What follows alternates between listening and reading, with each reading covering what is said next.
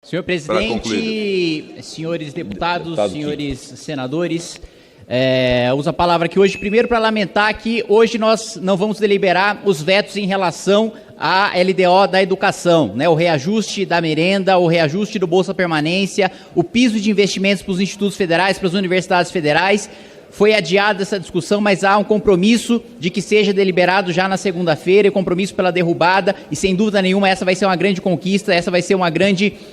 em conversa com o senador, líder do governo, Eduardo Gomes, deve ser uma grande vitória para a educação brasileira. Mas eu gostaria de utilizar esse espaço aqui, senhor presidente, para falar sobre a tramitação da PEC da transição, da PEC do estouro, que infelizmente, né, com um rombo de 150 bilhões de reais, foi aprovado no Senado da República com licença para gastar, com carta branca, com cheque em branco, né, de 2 anos, passado pelo Senado da República para a equipe de transição, para o futuro presidente da República, e que nós, na Câmara dos Deputados, devemos barrar, mesmo porque o próprio processo de tramitação está sendo absolutamente irregular. Foi iniciado o debate ontem na Câmara dos Deputados da PEC, sem que nós tenhamos acesso ao texto, sem que nós sequer saibamos o que é que está sendo votado, qual que é a proposta que vai ser debatida. E foi criada, né, essa nova espécie no regimento interno da Câmara dos Deputados, chamada debate informal, inscrições para o debate informal de PEC. Mas que debate informal? Dentro do Congresso Nacional, dentro da Câmara dos Deputados, deve-se debater formalmente qual que é o termo, qual que é o limite de gasto que está sendo dado, o quanto que a gente vai endividar os mais pobres, o quanto a gente vai passar no cheque especial a conta dos mais pobres para financiar essa conta depois, pagando mais juros, pagando mais inflação. E nós debatemos o texto ontem sem sequer saber qual é o texto.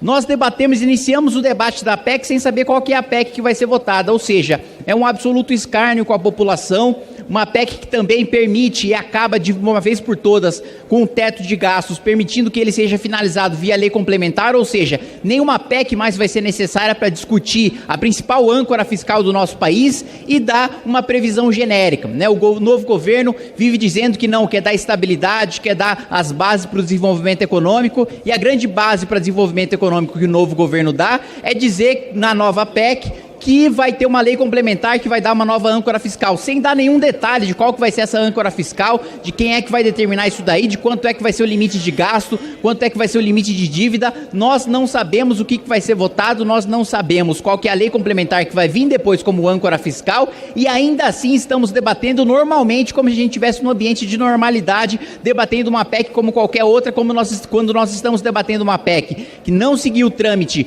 legislativo, que muitas vezes tem sido rasgado dentro desta casa, desta Câmara dos Deputados especialmente, e que gera um prejuízo gigantesco, e para concluir, presidente, que gera um prejuízo gigantesco para a população, e que nós temos o dever moral de votar contra, de obstruir e de barrar, e de que sem dúvida nenhuma estarei barrando e obstruindo até o final essa PEC que traz prejuízo a todos os brasileiros, enquanto o número 2 da economia, o Galípolo, dizia que antes da pandemia era coisa de camisa de força quem dizia que derrocada econômica com inflação ia vir, que com uma queda nos preços, com uma queda na demanda não ia ter inflação. Vou te dizer uma coisa, é uma questão de sanidade mental.